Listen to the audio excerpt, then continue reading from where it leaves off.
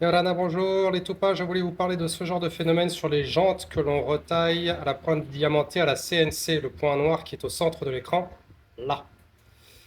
Certains vont dire, quand on leur rend les jantes, que c'est une tâche qui est entre la jante et le vernis, mais en fait, pas du tout. C'est un peu plus technique que ça, et c'est lié à la façon dont la jante a été coulée, formée, moulée, centrifugée.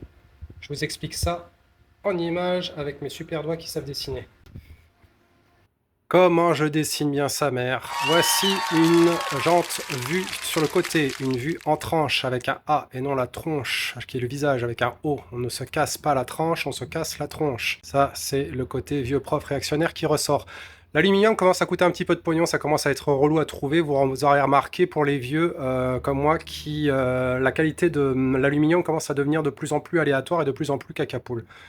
C'est parce qu'il y en a de moins en moins, qu'elle est recyclée n'importe comment, ça commence à coûter du fric et que les mecs se cassent de moins en moins le cul à essayer de faire les choses proprement.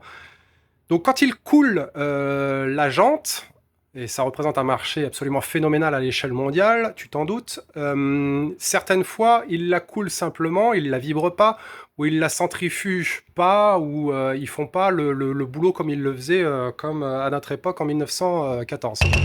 Moralité, dans l'alliage, en fait, il y a des bulles d'air qui sont un petit peu partout. Elles ne seront pas cette taille-là, mais c'est pour t'expliquer le truc. Et elles se positionnent un petit peu partout dans l'ensemble de la jante. Et le truc, c'est que quand la CNC, là c'est la CNC, t'as vu, je dessine trop bien, elle vient découper, donc elle découpe de l'ordre du micromillimètre, hein, une tranche complète. Et ben des fois, pop, elle vient crever un trou. Et c'est ce trou-là que l'on voit dans la jante. Et le problème, c'est que si tu continues de retailler encore en dessous, histoire de récupérer le truc, là tu as une vue au-dessus, et ben ton trou qui à l'origine faisait ce diamètre-là, tu viens repasser un micromillimètre, et tu te retrouves avec un trou encore plus gros.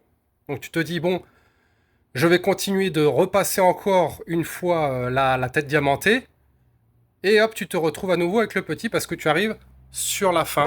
Mais le problème, c'est que dans cette évolution-là, il y en a d'autres des bulles. Nani? Donc peut-être qu'à un moment, il y a une autre bulle que tu vas commencer à crever, et quand cette bulle-là sera finie, pouf, celle d'à côté sera vachement grosse.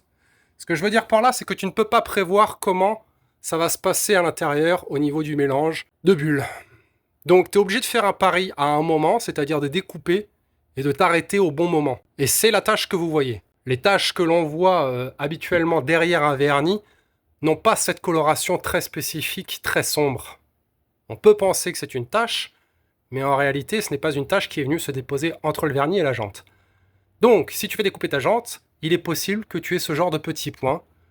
Et aucune jante n'est à l'abri, même chez des jantes qui coûtent les yeux de la tête de marques très prestigieuses, ça arrive. Parce que voilà, les gens essaient de gagner de l'argent et donc font des process de plus en plus par-dessus la jambe. Vous savez tous les tout pas.